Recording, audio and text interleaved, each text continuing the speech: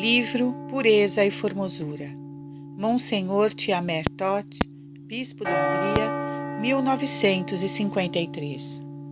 Capítulo 6, Parte 2. 19. Na terra, mas não da terra. É natural que mais de uma vez tenhas pensado: hoje não é possível realizar tão belo ideal.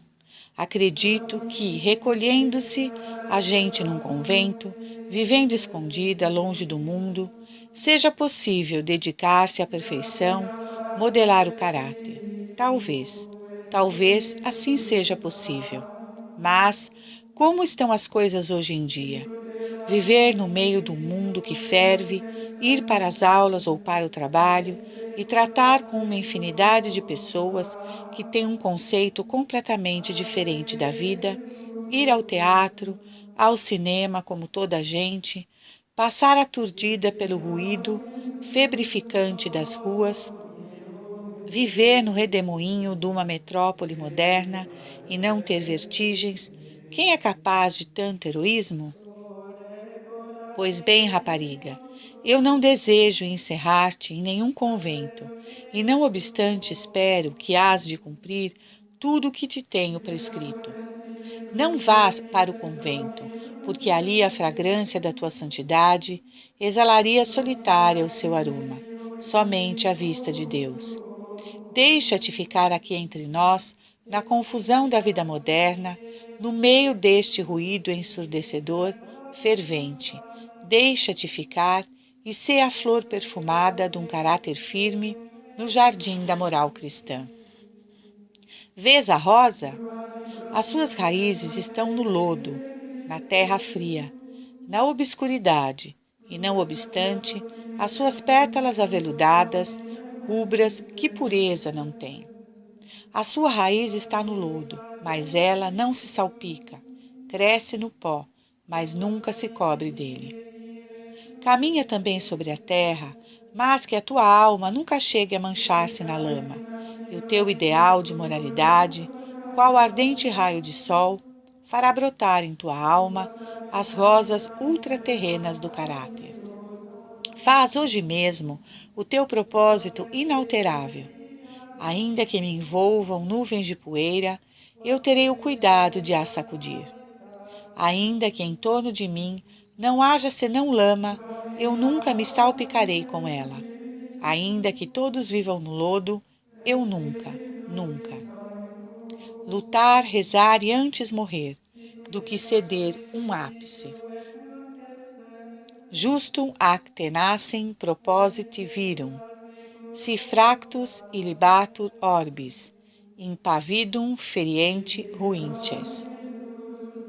Se o mundo desconjuntado ruísse, as suas ruínas encontrariam impávido o homem justo e tenaz em seus propósitos. Nas tardes de inverno, quando a geada nos corta, passo muito tempo a olhar para o pequeno pardal que está agachado no beiral do telhado. Pode fazer um tempo glacial, pode toda a gente tremer com frio, de 10 graus abaixo de zero, e não obstante ali está este passarito que se ri de tudo. Pode soprar o vento, pode cair a neve, pode gelar-se o mundo inteiro. Parece dizer o pardalito: aqui tem uma luz para mim que me vivifica, o meu coração inflamado, aqui nada pode entrar. 20. A que não sabe mentir. O amor à verdade pode também prestar-te uma prestimosa ajuda no combate. Não quero agora falar-te da coragem que o teu caráter exige que ponhas em tudo o que se refere à verdade, nem chamar a tua atenção para a triste sorte daquelas cuja conduta nos leva a não ter nelas a mesma confiança. Neste lugar, quero apenas dizer-te uma coisa que nunca te disseram, talvez. Aquela que nunca mente pode estar quase segura de que não cairá nos pântanos da imoralidade. E, paralelamente, a que se dá ao pecado da impureza, não há dúvida, é mentirosa. Conheces o provérbio antigo: Hominis masturbator mendax. Quem se entrega ao vício é mentiroso. O caminho da consciência pura e da verdade é reto, aberto, claro. Os segredos, a antiguidade, a astúcia, a mentira, começam quando na consciência entraram pensamentos e atos vergonhosos. Uma ocasião, quis Condé persuadir sua irmã, a duquesa de Longueville, a que não confessasse a verdade sobre certas palavras que ela havia pronunciado contra Luís XIV, por este lhe ter negado um favor. Quereis replicar a duquesa que repare esta falta com outra maior? O que me acusou ao rei fez mal, mas não tenho direito de fazê-lo passar por caluniador, porque ele disse a verdade. Há aqui uma sinceridade admirável e digna de imitação. A que mente desonra-se a si própria, compromete o caráter, polui a alma e não vacilará por isso em manchar o seu corpo com atos impuros quando chegar a tentação. Pelo contrário, a que luta contra a mentira, não a consentindo por nada deste mundo, luta também facilmente contra a degradação do corpo. Acostuma-te, pois, a não mentir, para que em todas as circunstâncias se possa dar crédito a tuas palavras como se fossem sagradas. Educa-te de maneira que realmente sejas incapaz de proferir uma falsidade. Que se possa afirmar de ti com todo o direito este magnífico louvor. É uma mulher, esta não engana.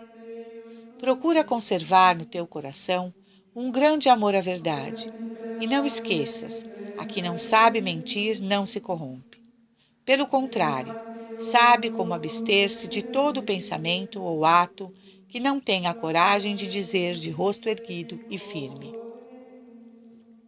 21º. Fortalece o teu corpo. Ama o desporto e cultiva-o quando não seja perigoso para a saúde e procure exercitar-te à vontade. Não esteja sentada muito tempo, porque isso perturba a circulação do sangue. O teu leme deve ser cansar razoavelmente o corpo todos os dias. Deves estar cansada quando te fores deitar, porque assim poderás conciliar mais facilmente o sono, e é ocasião de muitos pecados estar-te desperta na cama. Nos exercícios físicos, não tenhas como fim principal conseguir formas belas e desenvolvidas, menos ainda chegar a ser campeã para vencer todas as outras. Procura antes ajudar a alma com o corpo, porque se o corpo está razoavelmente desenvolvido, contribui de modo mais eficaz para a execução dos teus nobres anseios do que se for enfermiço, débil, e se te ocupares habilmente com os exercícios cotidianos, terás menos que fazer com os desejos desordenados. O corpo jovem, robusto, mas acostumado à privação e disciplina, é um meio de defesa natural muito útil contra a preguiça e o relaxamento. Exercício corporal não para seres uma amazona ou campeã de tênis, mas sim para conseguires que todo o corpo obedeça à tua vontade. Não te descuides demasiado com a roupa que deves usar segundo a estação. Há raparigas que não tomam as devidas precauções neste ponto para defender do vapor da rua e do pó os seus órgãos delicados, hoje mais expostos ao perigo pelo uso da saia curta e pela confecção especial de algumas peças interiores. Um corpo robusto e disciplinado é a melhor defesa contra os achaques e contra o frio. A rapariga que malbarata as suas energias em atos imorais não se deve, pois, admirar se os seus nervos, a sua pele, o seu sangue não funcionam normalmente, se qualquer corrente a prejudica, se cai facilmente vítima de enfermidades contagiosas e se no inverno tirita de frio, apesar de envolta em agasalhos. Admiras as heroínas de outras eras? Donde lhes vinham as energias que assombravam o inimigo? Quando Solimão II sitiou a praça húngara de Sigeto, entre os seus moradores havia um cavaleiro casado com uma mulher ilustre, célebre pela sua formosura. Prevendo o marido que a cidade ia cair no poder dos turcos, resolve livrar da desonra a sua esposa, dando-lhe a morte. Ela adivinha e diz-lhe: Eu confesso que devo colocar nas vossas mãos todo o meu sangue. Estou pronta a derramá-lo, mas permiti que outro o verta, e não vós. Facilmente encontraremos uma morte honrada combatendo o inimigo. Vamos juntos procurar uma morte ilustre. Dito isto, arma-se e sai, espada na mão e o escudo no braço, seguida de seu marido. Após largo e cruel combate, não derrubados pelos turcos exasperados ante a resistência da cidade, ao verem os esposos cristãos que a vida se lhe esvaía com o sangue que brota das feridas, abraçam-se pela última vez e caem sobre um montão de cadáveres inimigos. O autor das uniões puras receberá no céu abraçadas as suas almas. Entrega a tua espada, disseram a Iskander Bey, vencido. A espada posso entregá-la, replicou ele, mas o segredo da minha força não está na espada, está no meu braço. Melhor ainda, nem sequer no braço, mas sim no sangue. No sangue puro, são não contaminado pela impureza. 22º. Suporta a dor. Aprende a conservar a serenidade, a igualdade de ânimo perante as provações e a dor. Não fica bem a uma rapariga de caráter gemer ou choramingar diante de qualquer contratempo, mais ou menos grave. Nem mesmo diante dos mais rudes golpes da sorte.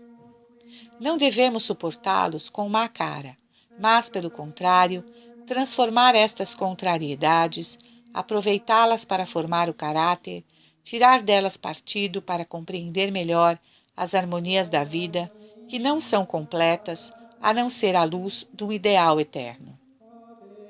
Se te dói a garganta, se estás doente, se há alguma coisa que não aconteceu como desejavas, se te fizeram uma injustiça, se foste objeto de uma preterição, se te censuraram sem motivo, não te sintas prostrada, não te afundes na tristeza. Já o pagão Epicteto sabia que o caminho da virtude é a privação e a paciência.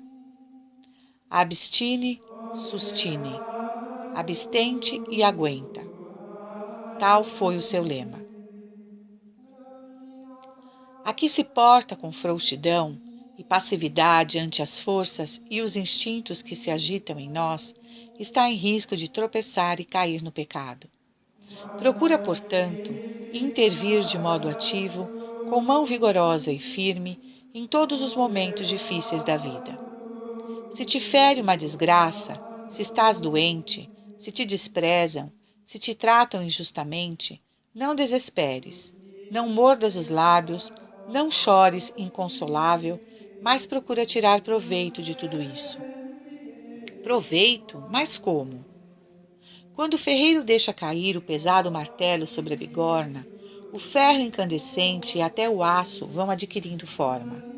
Quando caem sobre ti os golpes da desgraça, não os recebas com ar de impotência, mas, ao contrário, levanta tua fronte para o ideal que te propuseste. Se pretenderes a elevar deste modo teu espírito, mesmo quando se te deparem as dificuldades e as lutas do coração, nunca atraiçoarás a alma por amor do corpo. Faz o teu trabalho o melhor que possas. Age quo ages. Faz aquilo que fazes. Se a vida já é por si amarga, não a tornes mais amarga ainda, encarando de espírito abatido as provas que de nenhum modo podes evitar. Trata-as, pelo contrário, com a energia de um espírito superior. Se o fizeres, terás ficado mais forte, mais valorizada, terás vencido, afinal. Não julgues que, para aproveitar de modo consciente o valor educativo da dor, se tem de renunciar a cada momento às alegrias da juventude. Pelo contrário, terás uma alegria maior, mais serena, mais profunda, e irás edificando, a passo e passo, o belo templo do teu futuro. Aprende na idade juvenil, em que é tão frequente a teimosia, a inclinar-te perante a vontade alheia, sempre que o deves fazer, por muito que isto custe ao teu temperamento e à tua obstinação. Estima o teu corpo, mas não o animes em demasia. Segue o pensamento do espírito profundo de São Francisco de Assis, que o chamava irmão asno, irmão e não inimigo. É companheiro de viagem na vida, é um tesouro precioso, como é companheiro e tesouro para o viandante o jumento que o transporta. Irmão asno, portanto, não é senhor, não é para mandar, mas para obedecer. A que o anima em excesso, a que lhe oferece continuamente manjares e guloseimas, a que não é capaz de negar nada a um estômago exigente, depressa terá de reconhecer que o corpo lhe domina o espírito. A ruína da alma pode não estar longe. Disse, querida amiga, que dirias se um dia, ao saíres para a rua, visses que o cocheiro ia atrelado ao carro e os cavalos sentados no banco? Cuidado! Não entronizes no teu coração tendências materiais cuja função é obedecer, nem imponhas ao espírito, destinado a dominar, um jugo que lhe não pertence. 23º. Vida higiênica. Comidas e bebidas. Recomendo-te encarecidamente que, na medida do possível, ponhas ordem razoável nas tuas comidas. Comer demasiadamente é provocar exigências e revoltas do corpo. Pelo contrário, uma prudente sobriedade mitiga os desejos sensuais. Os manjares muito condimentados excitam os nervos, e os nervos excitados dificilmente obedecem. Não abuses dos alimentos com excesso de albumina, nem comas carne demais, principalmente à noite. Come de preferência legumes, frutas e mesmo pastéis. Principalmente na última refeição, sê muito sóbria. A que se modera no comer é a melhor médica de si mesmo. Modicus Sibo Medicus Sibi. Não te deites logo depois da última refeição, mas 2 ou 3 horas mais tarde. Interrompe também os teus estudos e trabalhos, sobretudo se te exigem esforço, 1 hora antes de ires para a cama. Às refeições e depois delas, bebe a menor quantidade possível de líquido. Se não tiveres cuidado, os ácidos do estômago necessários para uma boa digestão diluem-se, perdendo a força necessária para atacar devidamente os alimentos. Não bebas, portanto, sem passarem umas 3 horas depois das comidas. O corpo humano é como uma estufa. Precisa de combustível para estar quente. À estufa damos carvão, ao corpo alimento. O carvão queima-se depressa na estufa, os alimentos queimam-se lentamente no corpo. Uma pequena parte dos combustíveis sai pela chaminé, sob a forma de fuligem. A maior parte fica em forma de cinza sobre a grelha da estufa. Se não houver o cuidado de fazer regularmente a limpeza, a grelha obturar-se-á, apagando-se o fogo. Também o nosso corpo necessita de combustível. Uma parte sai através da pele, é o suor. A necessidade de limpar bem os poros, com banhos frequentes para mantê-los abertos. A maior parte das matérias inassimiláveis que o corpo não pode aproveitar mantém-se em nós como um montão de cinza. É necessário descarregá-las todos os dias, de preferência de manhã, porque, de outro modo, poderiam causar perturbações, enxaquecas e até enfermidades graves. Sê ordenada nessas coisas. Se puderes evacuar com regularidade todos os dias, estás a contribuir grandemente para o teu regular desenvolvimento. Há jovens muito descuidadas nesse ponto, talvez porque nunca ninguém lhe chamou a atenção. Não tomes muitas bebidas alcoólicas. Os atos imorais cometem-se não poucas vezes pela excitação que essas bebidas causam. A Sagrada Escritura previne-nos. Nolit inebriare vino, in quo est luxúria. Não vos embriagueis com excesso ao vinho, nele está a luxúria. E noutra passagem, o vinho é causa de luxúria e a embriaguez é cheia de desordens. Não é sensato quem a ela se entrega. Já os antigos romanos diziam que onde Baco atiça o fogo, se encontra escondida Vênus, deusa da imoralidade. Muitas raparigas que mantiveram durante anos, com esforço heróico, a pureza de sua alma, perderam-na depois quando se entregaram a bebidas alcoólicas. Alguns copos bastaram para lhes destruir o pudor numa noite de festa, e daí a perda da pureza foi um passo. Não esqueças, pois, a sentença da Sagrada Escritura: Fornicatio et vinum et ebrietas auferunt cor. A desonestidade, o vinho e a embriaguez tiram o bom senso. O teu futuro e o dos teus filhos estão estreitamente ligados ao uso discreto ou insensato que fizeres do álcool. A cerveja, o vinho, os licores são muitas vezes um verdadeiro veneno. É necessário estares de sobreaviso para refletires devidamente antes de beber sobre quando e como deves fazer. Saber tomar um cálice quando as circunstâncias o requerem é o segredo de uma rapariga de caráter e educada. Evita com verdadeiro empenho que ninguém possa ver-te animada e loquaz pelo abuso do álcool. Não há nada mais vergonhoso e difamante que a embriaguez da mulher. Se pensas em casar-te, antes de tomares qualquer compromisso, informa-te com especial cuidado acerca do uso que o teu futuro marido faz das bebidas.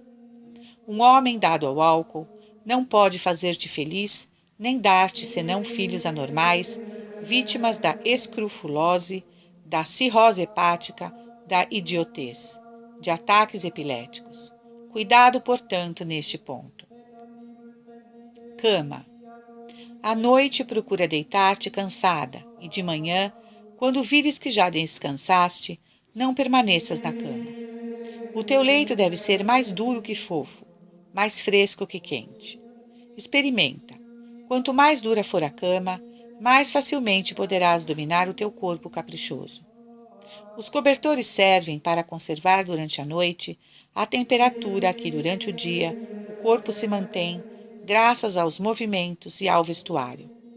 Se por conseguinte deres mais calor ao corpo durante o sono do que a temperatura normal durante o dia, esse calor excessivo excitará os teus nervos, podendo originar tentações muito fortes. O calor que a cama excessivamente fofa são temível incentivo dos desejos sexuais. Procura que o ar do quarto de dormir seja puro. Se for possível e o médico tu permitir, dorme com a janela entreaberta. O ar fresco é um banho para os pulmões, como é para o corpo a água pura. Que diferente despertar o daquela jovem que dormiu com ar puro, principalmente ar livre, daquela outra que numa atmosfera carregada de gases, só com grande esforço, pode recobrar a boa disposição. Ao vestir-te, evita os cintos demasiado justos que perturbam a circulação do sangue. No entanto, não te aconselho que andes sem eles. Sono. Dorme sempre para o lado direito, não de costas, porque o calor da espinha dorsal excita o sistema nervoso. Nem para o lado esquerdo, porque isso oprime o coração. De manhã, uma vez acordada, não permaneças na cama. Posso dizer-te que, em regra, a que permanece durante muito tempo na cama de manhã, depois de acordar, chega a consentir em pensamentos impuros. O pagão Horácio fazia já esta pergunta. Os assassinos levantam-se ainda de noite para aniquilar as suas vítimas. Não serás capaz de te levantar para te aniquilares a ti mesma? Ut iugulent homines surgunt de noche latrones, ut te ipsum servis non experdiscaris. O diabo é um grande senhor. Levanta-te tarde, disse o orador. Quando começa a sua volta de corrupção, as raparigas dirigentes já há muito que estão a trabalhar. A estas nada lhes pode fazer. Mas ai das que ele ainda encontra na cama. Prende-as, consegue seduzi-las, torna-as suas escravas. Ao verdadeiro sono sucede o estado de sonolência, e neste, muitas vezes, a vontade é, como manteiga derretida. Cai sem resistência na escravidão da animalidade. A que se deixa estar na cama sem dormir, está deitada sobre as almofadas do diabo. Se não tens nada urgente que fazer, dorme enquanto puderes, mas, uma vez acordada, salta da cama. É uma regra importante, sobretudo para o tempo de férias, em que não tens nenhum dever que te apresse. Ginástica e banho. Se puderes, faz todas as manhãs, durante um quarto de hora, exercício de ginástica com a janela aberta. Lava-te depois da cintura para cima com água fria e, depois de enxuta, fricciona-te fortemente com a palma da mão seca. Essa ginástica matutina e o uso da água fria tempera os nervos. Se por qualquer motivo tiveres de ficar de cama durante alguns dias, deves pôr especial cuidado em ocupar-te com alguma coisa leve, rezando e lendo, por exemplo. É um fato que muitas jovens são acometidas de pensamentos pecaminosos justamente nas doenças, quer dizer, precisamente quando esperam o restabelecimento da saúde corporal como graça do amor de Deus. 24º. Escolhe bem os teus vestidos. Gostaria de te dar alguns conselhos práticos. São muitas as raparigas que, com a preocupação de agradar, esquecem a honestidade. Mas o gosto e a modéstia nunca se deviam separar. Em o saber unir está o segredo da rapariga autenticamente cristã. Por certo que é necessário cuidar da graciosidade exterior. Nisso reside grande parte dos atrativos femininos. Mas o afã de domínio e conquista não deve fazer esquecer, minha querida, que se as graças exteriores não andarem unidas às do coração e do espírito, todo o triunfo será fictício. Tudo o que não acompanhar a virtude não tem solidez. As raparigas geralmente costumam estar convencidas de que a beleza é a única coisa que pode dar-lhes a conquista e o domínio que ambicionam. Lamentável equívoco! A formosura só por si não basta para agradar por muito tempo, escreveu uma mulher, Madame de Lambert. Para a rapariga cristã de verdade, o seu maior interesse deve concentrar-se em agradar pela doçura, as atenções, o espírito de ordem, o amor ao trabalho, o afeto desinteressado, a paciência, o bom senso. A formosura mais fresca e exuberante desagrada sempre que a ela andam unidas as exigências, a aspereza, o egoísmo e os arrebatamentos, continua a citada escritora.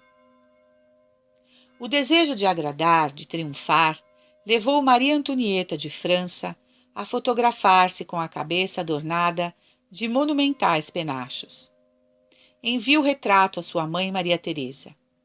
A austera imperatriz da Alemanha devolve-lhe, acompanhando dessas palavras: Não, este não é o retrato de uma rainha de França. Equivocaram-se, é o de alguma atriz. Eis duas mulheres que triunfaram na vida, mas de modo muito diferente. Maria Antonieta, deixando a sua cabeça na guilhotina, passa à posteridade como inconsciente e desgraçada, símbolo dos pecados de todo o povo. Maria Teresa, cheia de bom senso e magnanimidade, como símbolo de grandeza do povo a quem amou. Uma preocupou-se só com a beleza e não soube dar eternidade aos seus atos, tendo um só gesto de energia em toda a vida ao subir corajosamente a guilhotina, condenada pelo seu luxo e dissipação. A outra encheu a sua vida com valores eternos, derramando por toda parte as graças do seu coração e da sua inteligência. Tu, querida rapariga, que modelo escolherias? Tem muito em conta para teu governo que não são as jovens mais lindas e mais esbeltas as que conseguem a vitória no mundo das conquistas. Costumam fiar-se demasiado nos seus dotes naturais. No seu orgulho de atrair todos os olhares, creem que basta sua presença para triunfar e colhem amargos desenganos. Por isso, nunca te queixes das tuas qualidades, nem tenhas inveja das outras raparigas. Na difícil arte de agradar, uma mulher, à força de querer apresentar o que não é, pode converter-se numa afetada, numa ridícula e também, por desgraça, numa desmiolada. Destes lamentáveis defeitos gostaria de ver livres as minhas leitoras, quando forem estrear as suas graças no grande teatro do mundo.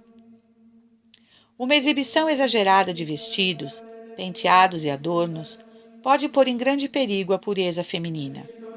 Por isso queria dar-te algumas regras que te ajudem e que deves interpretar discretamente sempre que pretendas agradar. Primeira, conserve e realce os atrativos de que Deus te deu. Segunda, procura atenuar e corrigir as imperfeições que tenhas, mas com tal arte e discrição que não caias no ridículo. Terceira, mostra-te, anda e fala com graça, sem afetação nem gestos violentos. Quarta, aprende a vestir com elegância e foge do exagero. Exagerar denota sempre mau gosto, além de revelar ausência de qualidades ou falta de confiança nelas. Aconselho-te que nunca aceites as modas imediatamente e sem refletir. Estuda primeiro o que te convém. Olha se com elas favoreces a guarda da tua pureza ou se a prejudicas. Pode-se muito bem ser elegante sem recorrer ao descarado. Não deve a moda ser tão tirana que obscureça a razão a uma jovem de espírito cristão. Por outro lado, uma rapariga de compleição forte e desenvolvida não pode aceitar determinados vestidos e adornos que outra de figura delgada poderia escolher. Ambas podem vestir muito bem, mas nunca igual. E, sobretudo, precisas de ter bem presente que nunca deve ser motivo de tentações, mas sim fomentadora de boas obras e castos ideais. Aqui reside a maior dificuldade.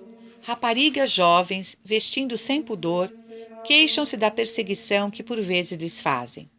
De quem é a culpa? Não teremos de reconhecer que elas, não sendo más, são, todavia, inconscientes? Não é verdade que as domina o desejo de agradar a todo custo? Coitadas! Esquecem que têm alma e que são cristãs. Quantas se confundem pelo seu aspecto com raparigas pouco sérias. Foge, querida jovem, foge com santo horror do exagero. Nada conseguirás com ele. Antes, pelo contrário, denotarás uma grande falta de gosto e educação. Não tornes afetada a arte de agradar, porque será muito fácil caíres no ridículo. Confesso que são muito poucas as mulheres que sabem fazer bom uso deste sentido especial com que a natureza as dotou. Umas, formosas, enfatuam-se com a sua formosura, outras empregam esforços descabidos que dão má impressão a quem trata com elas. O teu ideal deve ser elegantemente modesta e cristamente elegante. A moda, dizia um pensador, é uma dama pagã, que não é preciso batizar para se conviver com ela. Cuidado, não chegue o teu entusiasmo a tal ponto que termines por ser pagã, vencida pela moda, quando é a moda que deve terminar por ser cristã, vencida por ti. Minhas jovens leitoras, alertar com o império da moda. Não sejais escravas. Vestir bem, pensando sempre que deveis agradar, mas não tentar. Ai daquela que provoca o escândalo, disse o Senhor. A Igreja, velando pelo bem das almas, traçou as normas que devem guiar a mulher cristã. Procura conhecê-las e praticá-las. Conserva sempre reta a tua intenção, para que a consciência não possa acusar-te à hora da morte. 25º. Não estejas ociosa. Não é em vão que dão à preguiça o nome de almofada do diabo. Nunca é demais repetir-te que não deves estar ociosa, nem mesmo durante as férias. Ao passear através das montanhas, detenho-me sempre com emoção nas margens do riacho impetuoso espumante. Que difícil trabalho o deste fio de água! Como vai abrindo caminho no solo, como vai corroendo a rocha, como vai preparando, cavando seu leito. Não descansa, não se detém um só momento. Passa às vezes através de terra lamacenta, mas depois quebra-se de encontro às rochas, pulveriza-se, e a sua água, dentro em breve, é tão formosa, tão límpida como cristal. Pelo contrário, ao chegar à cômoda planície, onde escorrega como em seda, onde já não tem muito o que fazer, torna-se perigoso, menos esforçado. E quando as águas param, estacionando nas concavidades, transforma-se num pântano fétido, pasto de vermes. A inércia, a imobilidade, são sinais de morte e fomentam a anemia da vida espiritual. Quando a rapariga vai pulverizando com duro trabalho as rochas que lhe estorvam o passo na vida, enquanto vai abrindo com seu esforço o caminho de um belo futuro, a sua alma pode conservar-se pura com relativa facilidade. Mas está iminente a queda quando as forças jovens, em vez de um trabalho sério, se conservam inertes na cavidade do tédio e da preguiça. O que está sem fazer nada enferruja. Não foi em vão que Ovídio escreveu: Venus otia amat. Vênus, a impureza, ama o ócio. A preguiça alimenta a imoralidade. A perdição espiritual de muitas raparigas começa justamente nas horas de tédio das férias, quando não fazem nada. Quem não faz nada aprende a fazer o mal. Muito profunda é a Sagrada Escritura ao dizer: a ociosidade é mãe de todos os vícios. O espírito humano tende continuamente para trabalhar, está sempre ativo. E se a rapariga não faz nada, já peca, porque condena a inércia à atividade da vida. A que não sabe ocupar o espírito em qualquer coisa, não tardará a ser assaltada por maus pensamentos. Dos maus pensamentos brota o desejo, do desejo o ato, do ato o mau hábito, a corrupção. O trabalho é o sal da vida. Preserva-a da corrupção. Tompa. Afoga, portanto, no trabalho as exigências das tuas más inclinações. Ocupa-te sempre em qualquer coisa. Nunca estejas ociosa. Todas as raparigas devem ter uma ocupação favorita, a que se entreguem com mais gosto, em que aproveitem as forças e o tempo que lhes sobram. Que uma cultive as suas flores, que outra borde ou faça malha, que uma terceira se dedique à música, que esta desenhe, aquela tire fotografias, que esta crie pombas, aquela colecione selos ou trabalhe no jardim. Há quem tenha prazer em aprender línguas estrangeiras, quem prefira a música ou o canto, a encadernação ou a confecção de peças do vestuário. Se quiseres, não terás dificuldade em encontrar uma ocupação a que te des com alegria. Peço-te que não sejas daquelas que não fazem nada. 26º. Alguns conselhos médicos. No ano de 1932, organizou-se em Budapeste uma exposição de defesa da higiene social. A Associação Sexual Ética dos Médicos Húngaros expôs ali, entre outras coisas, 2 pequenos cartazes. Cada palavra é índice de um critério são, digno de médicos cristãos. Ainda que alguns conselhos sejam dirigidos especialmente aos rapazes, convém-te sabê-los. Assim poderás conhecer melhor se o jovem que te corteja é digno de ti. Num dos letreiros lia-se: Decálogo da higiene. Primeiro, não comas muito de cada vez. Ceia 3 horas antes de te deitar e seja a tua refeição de alimentos frugais e facilmente digeríveis.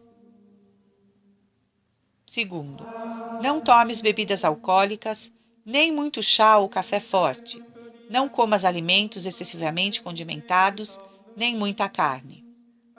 Terceiro, procure evacuar diariamente, porque a retenção congestiona o sangue e o baixo ventre. Quarto, dorme em aposento fresco sobre o colchão duro para o lado direito. Para cobrir-te, use um cobertor leve, não excessivamente quente. Não uses edredom. Quinto, evite estar acordada na cama pela manhã. Levanta-te logo que despertes. A tua maneira de vestir não deve parecer mole ou afetada. Sexto, põe especial cuidado na limpeza da cútis. Lava grande parte do corpo. Banha-te muitas vezes e, se for possível, dedica-te um pouco à natação. O banho tépido à noite contribui para um sono tranquilo. Sétimo, movimenta-te quanto possas. Ama a natureza. Faz, quando te seja possível, algum desporto. Dedica pelo menos 1 hora diária ao passeio. Oitavo, repudia os livros, as revistas, os quadros licenciosos. Foge daquelas que mantêm conversas imorais. Não andes por lugares de diversão frívola e obscena. Não te dediques ao baile. Nono, procura criar em ti e em torno de ti um ambiente puro e irrepreensível do ponto de vista moral. A melhor defesa é o ataque.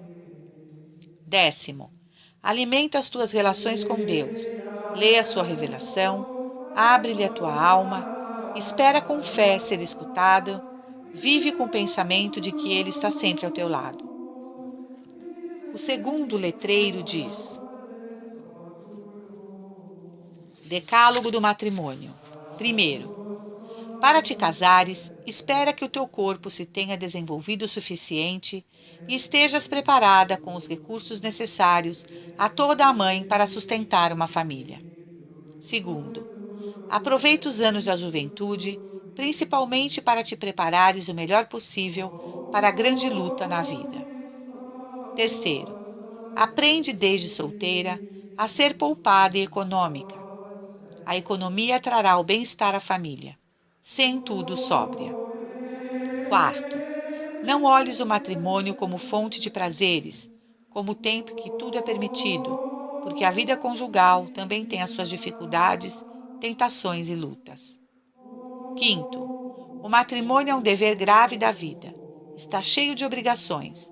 Justamente por isso, é um campo muito apropriado para desenvolver o caráter. Sexto, não escolhas o companheiro da tua vida guiada por vantagens materiais, porque uma má administração ou um golpe de sorte adversa pode destruir a maior fortuna. Dispõe-te antes a colaborar, trabalhando tu também se for necessário.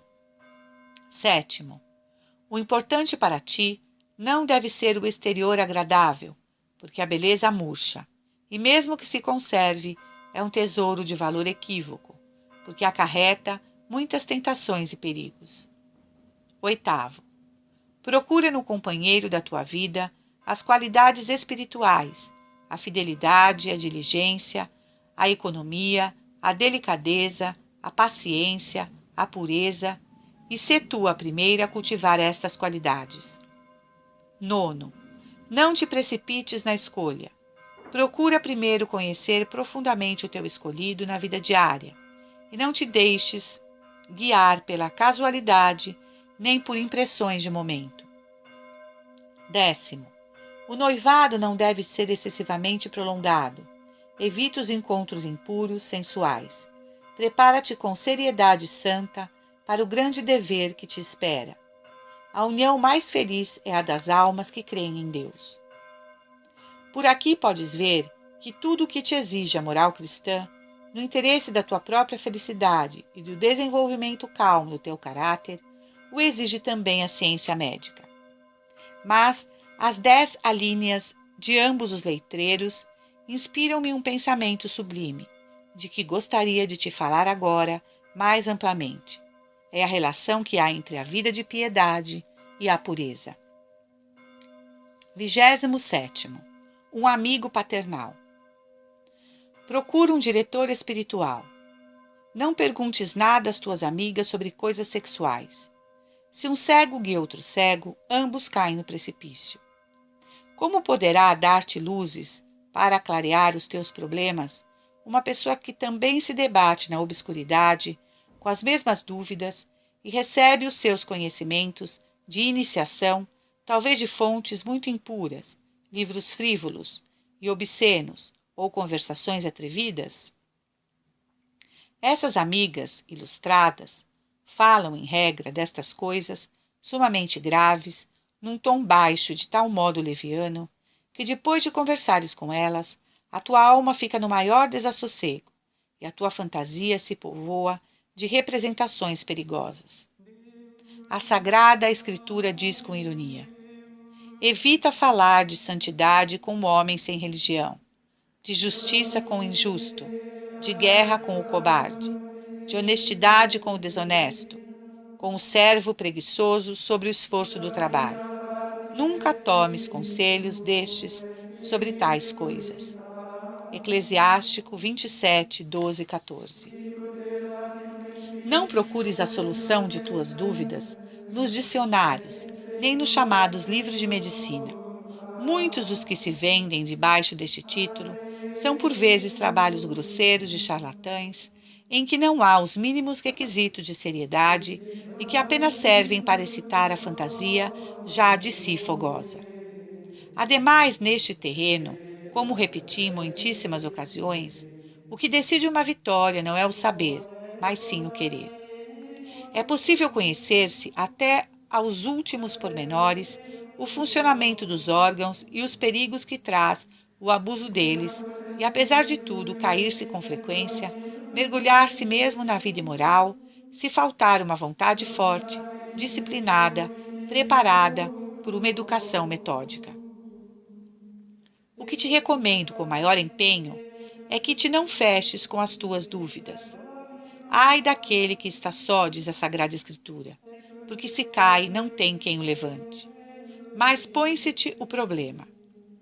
A quem hás de pedir explicações quando te assaltam dúvidas graves? Em primeiro lugar, a tua mãe, ou ao teu diretor espiritual. Em primeiro lugar, a tua mãe. Se, porém, ela não tiver tempo, ou se te não atreveres a ser completamente sincera com ela, podes dirigir-te confiadamente ao teu diretor espiritual. Se com ele, completamente sincera, sentirás alívio e terás a vitória já quase ganha. Não temas que ele abuse da tua confiança. Se em momentos de tentação lhe abrires completamente a alma, não se rirá das tuas lutas. Antes, pelo contrário, sentir-se-á honrado de que o tenhas escolhido para depositário das tuas confidências. Ele sabe que se não resolvesse as tuas dificuldades, tu procurarias solução noutra parte, donde receberias talvez uma resposta que, longe de ser-te proveitosa, te poderia causar os mais graves danos. Sabe que a juventude vagueia no meio destas lutas, como peregrino solitário, perdido em noite escura. Mas o que ele te disser, não o vás repetir imprudentemente às outras. Lembra-te de que este conhecimento é um tesouro sagrado, e expô-lo à luz do sol, descobri-lo ao trem, pode ser prejudicial. Não esqueças de que essas coisas são uma verdadeira e perigosa espada, que pode não te ferir a ti, mas ferir as outras que não estejam em condições de a empunhar. 28º. O Diário de uma Rapariga. Ó, meu querido diário, não escrevi até agora nas tuas páginas nada que se pareça com isto. Mas, que hei de fazer? Não posso calar. Confesso-te, estou enamorada. Sim, sim. Não cores, não te escandalizes. A culpa não é minha. Sabes? Há já algumas semanas que pela manhã, no mesmo carro, viaja também um rapaz simpático, estupendo. Tão atraente que não encontro expressões para o descrever. Não é possível. Transtornou-me por completo. Desde então não tenho repouso. É verdade. Não sei explicar isso que se passa em mim. Hesito em descrevê-lo, mas tenho necessidade de me expandir. Estou louca. E o que é mais, a minha mãe está inteirada de tudo. Ontem, depois de jantar, sentei-me a escrever as impressões do dia. De repente, sem fazer ruído, ela entrou. Num gesto instintivo, quis ocultar o meu caderno. Porém, arrependi-me logo. Nunca tinha tido segredos para minha mãe. Suponho, todavia, que um rubor me subiu às faces. Minha filha, gostaria de tratar contigo de um assunto. Há qualquer coisa que te preocupa e tu não me disseste nada. Que me preocupa? Por que me disses isto, mamãe? Oh, os olhos de mãe são muito penetrantes. Ao jantar servir-te uma dos teus pratos favoritos. Mal deste conta. Os teus pensamentos vagueavam por outras regiões. O que tens, minha filha? Os seus olhos cravaram-se nos meus. Tive um momento de sobressalto. Lembrei-me de que, por descuido, havia deixado meu diário aberto. Mamãe, leste o meu diário? Só uma frase que escreveste ontem, e ficou na página aberta. Pois sim, mamãe, para que negá-lo? Não, não negues, não te envergonhes. Fala, desde quando e como? Há umas semanas que vamos sempre juntos no mesmo autocarro para o nosso trabalho. Sobe na praça e desce pouco depois. Não me falou ainda. No entanto, não faz mais nada senão olhar para mim. E depois que me envolve com seu olhar, sinto em mim um calor estranho. Um dia caiu-me com um empurrão a pasta que levava cheia de livros. Imediatamente se curvou para apanhá-la. Foi tão amável ao devolver-me e oferecer-me os seus serviços. Um dia em que não o vi, parecia que me faltava alguma coisa. Toda a manhã estive de mau humor. Mamãe, estás a rir? É possível que julgue tratar-se de uma brincadeira, mas eu já disse tudo. Muitas vezes sonho com ele e penso: o quê? Nada, nada absolutamente. Quer dizer, penso como é natural, mas só assim vagamente. Gosto de estar sentada, a olhar não sei para quê, sem fazer nada, a olhar somente. Não sei como as minhas amigas chegaram a saber. Não me faltava mais nada. Ontem de manhã, troçaram de mim. Aqui está a que fugia dos rapazes, a que não gostava deles. Agora também caiu na rede. Ainda que eu não seja namoradeira, como alguma das minhas companheiras, também não desgosto dos rapazes. Pelo que elas chegaram a irritar-me com essas coisas. A verdade é que não sou tão louca como algumas. Não me ponho com a janela aberta a fazer cenas, nem escrevo papelinhos com declarações. Mas elas não ficaram por ali. Começaram a falar-me de coisas, em tom de troça, referindo-me extraordinariamente. A estas palavras, minha mãe olhou para mim e acrescentou em voz calma: Já falaste dessas coisas com teu diretor? É uma coisa tão recente, ainda não, mas conto falhar-lhe por esses dias. Pois bem, já não podia mais e fui falar com o padre. Fosse como fosse, tinha de me explicar. Nunca lhe havia ocultado nada, mas desta vez sentia dificuldade em abrir-lhe a alma. Havia já um quarto de hora que eu a esperava, sentada junto do confessionário. Por fim aproximou-se. Padre, preciso de lhe dizer uma coisa, mas queria que me ajudasse. Compreendo o que desejas. Pode estar à vontade. Deves realmente pedir conselhos nessas coisas.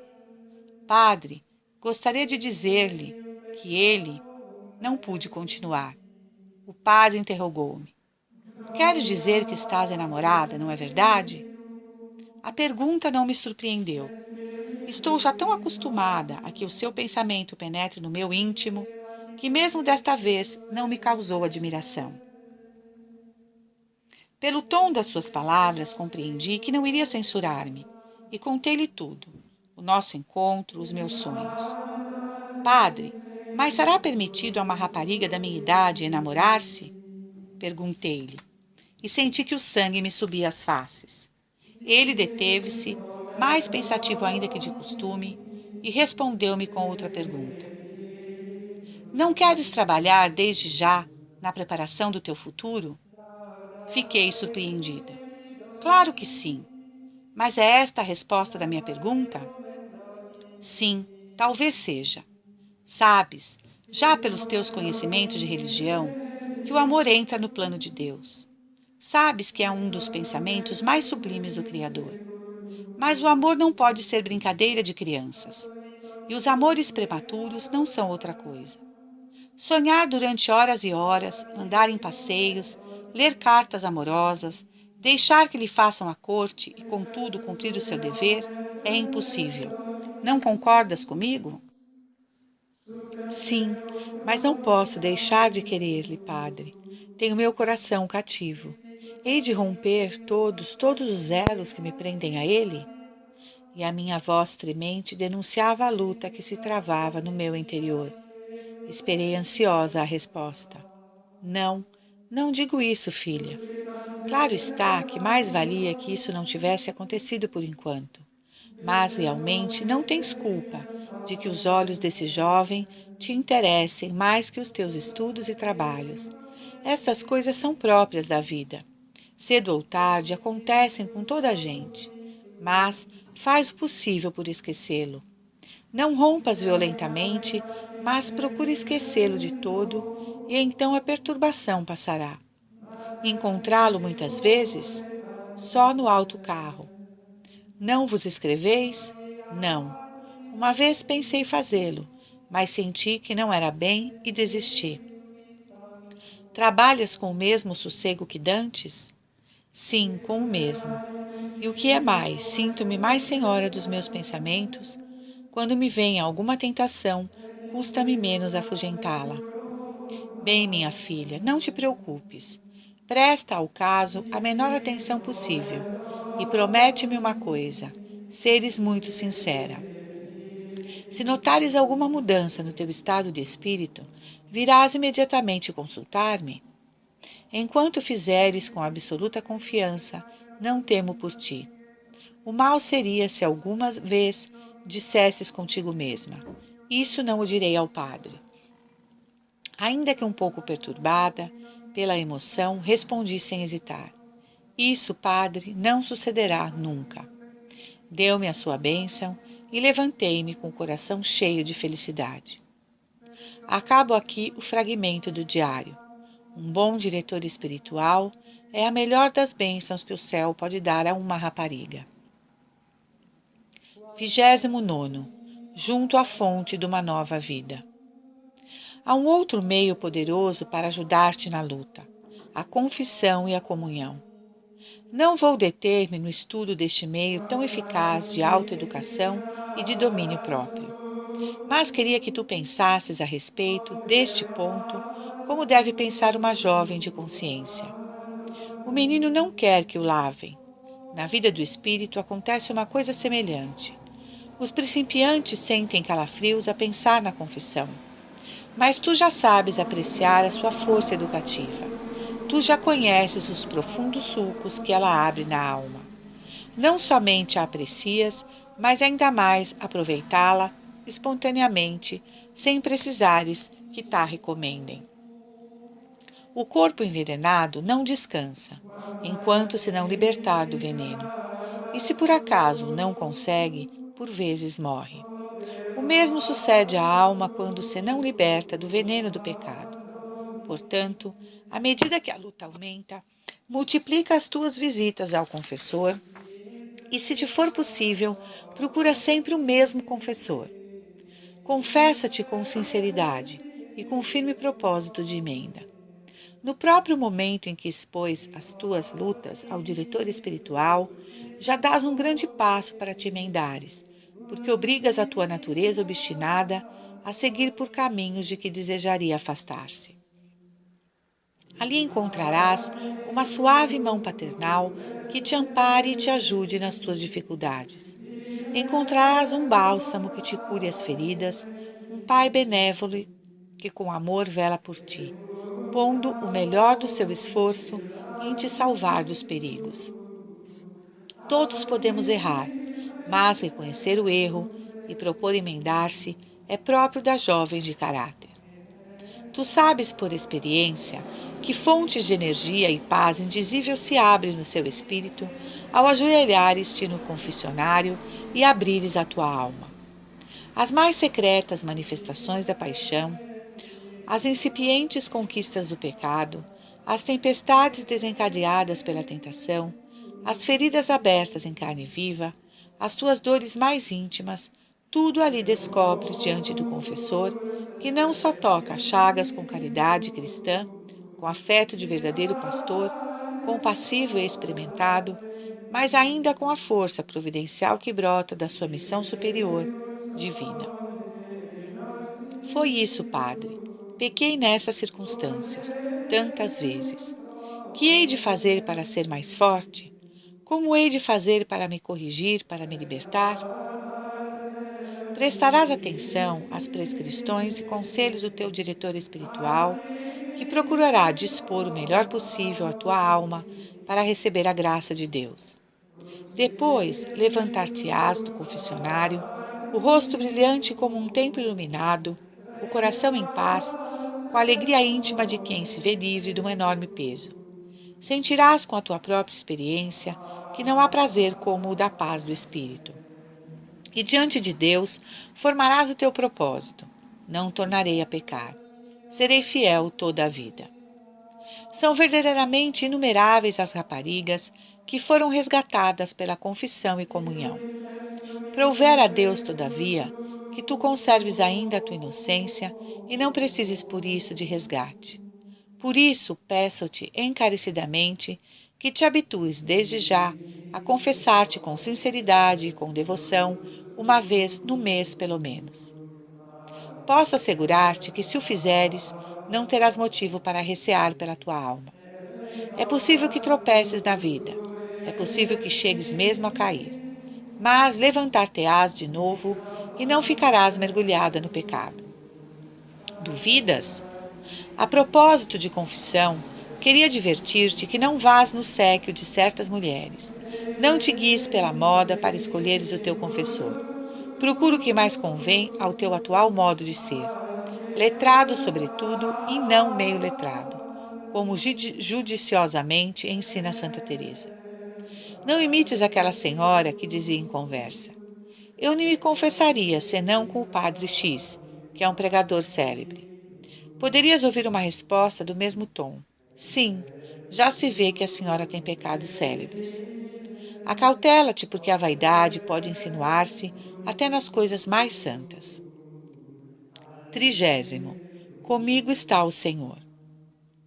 Os micróbios das doenças são vencidos pelo organismo, se um sangue quente, puro, corre por todo o corpo e vivifica as mais pequenas células. Do mesmo modo, perecem na tua alma os micróbios da enfermidade moral. Quando te anima e vivifica, depois da sagrada comunhão, o sangue precioso de Jesus Cristo, e tu podes repousar nas suas mãos a tua fronte cansada da luta, e assim dirigir-lhe a magnífica prece da comunhão. Alma de Cristo, santificai-me. Corpo de Cristo, salvai-me. Sangue de Cristo, inebriai-me. Água do lado de Cristo, lavai-me. Paixão de Cristo, confortai-me. Ó bom Jesus, ouvi-me. Nas vossas chagas escondei-me. Não permitais que eu me separe de vós. Do espírito maligno defendei-me. Na hora da morte chamai-me. E mandai-me ir para vós, para que vos louve com os vossos santos, pelos séculos dos séculos. Amém. Santa Teresa quis fundar um convento, mas não tinha mais que 3/4. Disse consigo: 3/4 e Teresa é muito pouco. Mas 3/4, Teresa e Deus é muito, e fundou o convento. Tu também queres erguer na tua alma o templo mais formoso. Talvez já tenhas tentado várias vezes, fracassando sempre. Eu só é muito pouco. Mas o meu propósito firme, a minha vontade e a graça de Deus, isso já não é a mesma coisa.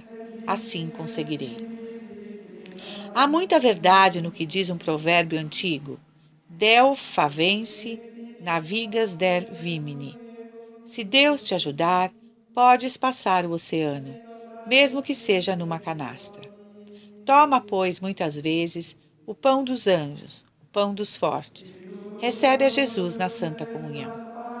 Dá com frequência entrada ao Senhor na tua alma. E quando rugir o furacão, pede com viva instância, como fizeram os apóstolos ao verem a barca ameaçada pela tempestade. Domine, salva-nos, perimos. Senhor, salva-nos, que perecemos. Dona Maria, rainha de Portugal, dizia à sua filha Isabel, futura imperatriz da Espanha: Olha, minha filha, vieste a este mundo para amar e servir a Deus, e assim merecer a felicidade eterna. Tão gravadas ficaram naquela jovenzinha de 13 anos as palavras de sua mãe, que o seu coração foi sempre puro e reto, e sua vontade firme e enérgica para nunca se afastar do caminho do dever. Apesar do seu diadema imperial, soube viver na terra sem esquecer o céu. Também tu, como ela, deves orientar os teus passos para que em todas as conjunturas da vida eles te conduzam a Deus.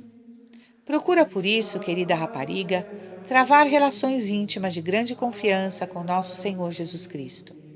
Dirige-te a Ele em todas as coisas com amor vivo, sincero, palpitante. A pessoa de Jesus Cristo não é um quadro histórico confuso, mas hoje e sempre Ele é o teu Redentor.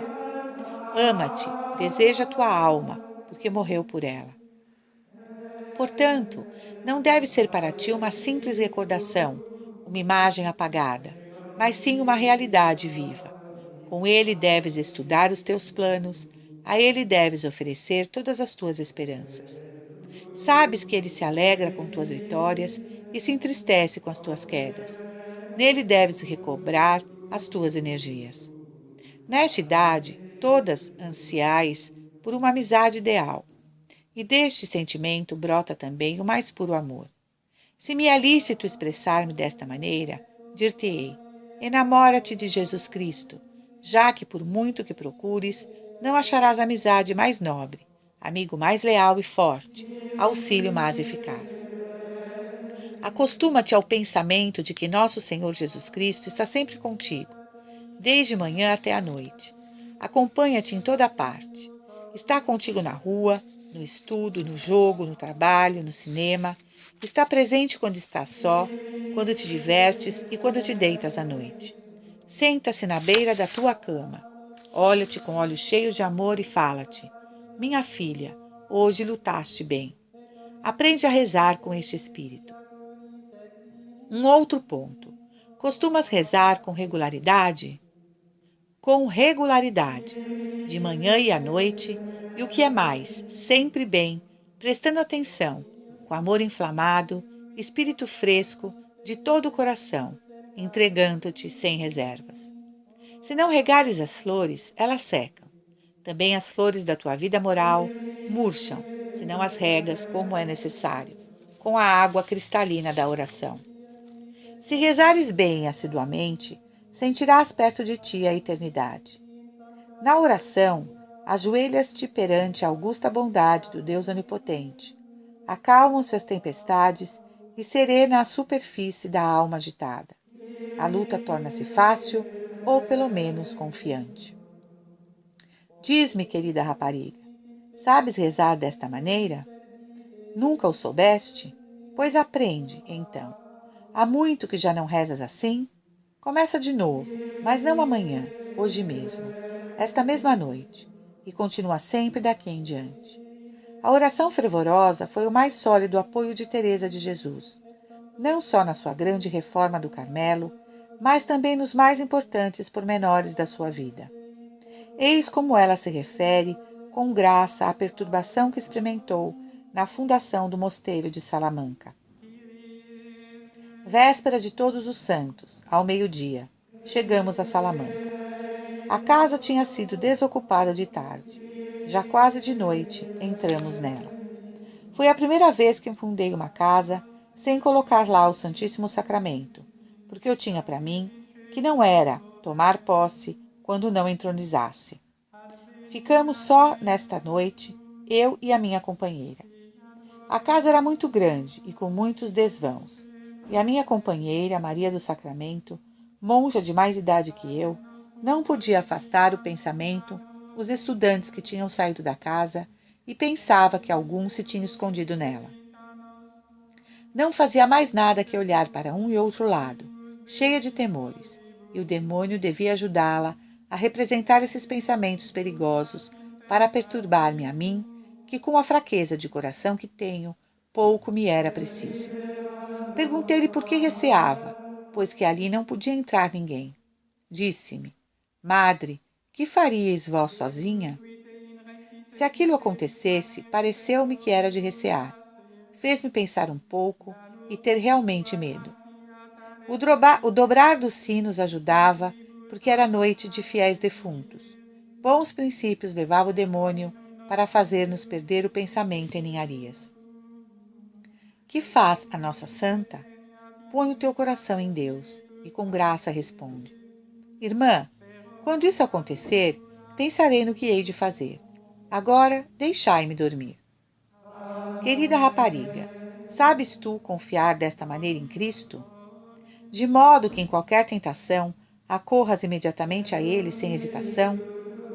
Se não fores religiosa de coração, ser-te-á moralmente impossível conservar a tua pureza durante a juventude.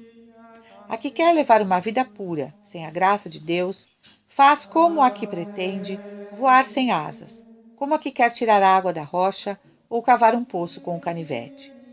Assim o confessou de si mesmo o rei sábio do Antigo Testamento. Já de menino era eu de boa índole, e me coube em sorte uma alma boa. E logo que cheguei a entender que não podia ser continente se Deus não o concedesse, corri ao Senhor e pedi-lhe. Sabedorias 8, 19 e 21. Santo Agostinho faz notar, com verdadeiro acerto, que se em nossa alma não reina a caridade de Deus, domina nela a voluptuosidade. Regnat carnalis cupiditis, ubi non est Deus caritas. Não é possível levar uma vida pura a não ser com a ajuda de nosso Senhor Jesus Cristo. Per Dominum nostrum Iesum Christum. Põe os teus olhos em Jesus crucificado, como o pequenito olha a sua mãe que o contempla com amor. Sê uma alma enamorada da pureza eterna. Tem espírito de oração, traz continuamente a Cristo no teu coração e notarás satisfeita que com ele é possível conservar a pureza. Querida rapariga, a tentação acometer-te-á várias vezes como incêndio abrasador. Lançar-se-á contra ti, qual mar embravecido, de que tudo engole. Virão momentos em que o julgarás terem se extinguido quaisquer outros pensamentos, o teu nobre entusiasmo, todos os ideais. Sentes-te aniquilada. A tentação levanta sua exigente voz e crava-te profundamente o seu afiado aguilhão. Nada há que possa ajudar-te a atravessar incólume momentos de tempestade, senão a mão suave e segura do Redentor. Não posso dar-te melhor conselho que o da Santa Catarina de Gênova a seu afilhado, num mundo incrivelmente corrompido. Que Jesus esteja no teu coração, a vida eterna na tua mente, o mundo a teus pés, a vontade de Deus nos seus atos e, sobretudo, que o seu amor brilhe em ti. 31º. Voo. Era 28 de novembro de 1780. Uma mulher já entrada em anos dispunha-se para morrer com augusta serenidade. Recebe os últimos sacramentos com fervor e dita as suas últimas disposições. O dia passa e a noite cai lentamente, enquanto Maria Teresa de Áustria, a grande imperatriz, luta com o sono que quer dominá-la. Como quereis que adormeça se a cada minuto posso ser chamada à presença de meu juiz? Temo adormecer e não quero ser surpreendida. Quero ver chegar a morte. Responde a seus filhos que a rodeiam. Despontaram os alvores do dia 29. Com tranquilidade disse: Este é o meu último dia. Antes de entrar na agonia, procura forças para se levantar, apoiada em seu filho mais velho, e contempla da janela o céu murmurando: Vou, vou. Estás mal? Lhe disse o filho enquanto a reclinava num sofá. Bastante bem para morrer, replicou. Um instante depois, a sua alma voava para Deus. Aqui tendes uma mulher corajosa. Como pôde esperar a morte com tanta serenidade? Sem dúvida, porque nunca esqueceu durante a vida que teria de dar contas a Deus um dia. Querida rapariga, se não encontras forças para saíres do pecado, pensa nesta pergunta de uma gravidade esmagadora. E depois? Que será de ti depois? Depois, quando te sentires prestes a dar contas ao Deus onipotente, justiceiro, que te vê onde quer que estejas. Num dos pátios árabes de Córdoba, lê-se esta inscrição gravada por um monge muçulmano. Vivimos quasi cras morituri. Edificamos quasi semper victuri. Vivemos como quem amanhã tem de morrer, mas edificamos como quem houvesse de viver sempre. Em todas as tuas ações, recorda-te do fim da tua vida, e não pecarás nunca, diz a Sagrada Escritura. Numa antiga lápide funerária, lê-se essa inscrição: Ut mortis viveret vixicis ut moriturus. Para alcançar a vida na morte, viveu como quem sabe que há de morrer. Que profunda sabedoria em tão poucas palavras. Recorda-te de que Deus te pedirá contas um dia, não somente dos teus atos, mas também das mais insignificantes palavras, dos pensamentos mais ocultos. Deus que te via quando mais ninguém te via, no escuro, debaixo das mantas no teu quarto, Deus que ouvia as tuas conversas secretas e seguia os teus pensamentos. Minha filha, queres apresentar-te manchada de corpo e alma no grande dia da prestação de contas? É verdade que não? É verdade que queres ser uma jovem de alma pura? 32º. Maria é minha mãe. Professo uma devoção sincera, ardente e filial a Nossa Senhora, sob o título que mais confiança te inspire. Reza-lhe, pelo menos, 3 Ave-Marias todas as manhãs, invoca-a com frequência. Se conservas ainda sem mancha o lírio da tua pureza e inocência, confia-lhe a ela, que é a Virgem das Virgens e que, com solicitude de mãe, velará por ti em todos os perigos. Se já murchou a açucena da tua castidade, mas queres fazê-la florescer de novo pela penitência, invoca-a também. Pede que se estenda a sua mão salvadora, porque ela é a Mãe dolorosa, o refúgio dos pecadores, a consoladora dos aflitos. Espera-te sempre com lágrimas de carinho para levar-te aos pés de Jesus crucificado, primeiro, e depois ao exército das jovens valorosas que lutam por uma vida pura, digna. Por muito desesperada que te vejas nos teus combates e até nas tuas quedas, nunca demores em recorrer com sinceridade à Santíssima Virgem. E traz gravado na tua alma este lema: a que é verdadeiramente filha de Maria, até nas suas quedas deve recorrer a ela. Não toleres com o teu silêncio cobarde que ninguém ultraje na tua presença o augusto nome da tua Mãe do Céu. Jesus Cristo, seu divino Filho, levar-te-á isto muito em conta, na tua vida e na tua morte. Inumeráveis exemplos e milagres o comprovam. Demais, também não farias outra coisa a quem de tal modo se portasse com a tua Mãe da Terra. Quando a venerável Soror Maria de Agreda foi nomeada superiora do seu convento, encomendou-se muito sinceramente a Maria para que ajudasse no seu cargo. A Virgem disse-lhe: Minha filha, tranquiliza-te e que o trabalho não perturbe o teu coração. Prepara-te para ele, que eu serei tua mãe e suprirei as tuas faltas. Em todas as tentações e trabalhos, acudirás a mim para tomar o meu conselho. Eu te darei o meu favor e estarei atenta às tuas aflições.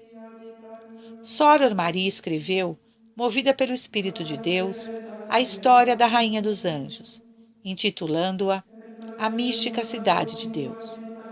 Morreu em 1665. Em 1677, ao ser visitado o sepulcro pelo rei Carlos II, o seu corpo foi encontrado inteiro e não mirrado, estando particularmente as mãos muito brancas e formosas. Aquelas mãos que ela havia empregado ao serviço da Virgem Santíssima recebiam o seu prêmio na terra, não sendo posto dos vermes. Estando com ela, diz São Bernardo, não resvaleceremos. Protegendo-nos, ela não devemos temer. Guiando-nos, ela não nos fatigaremos.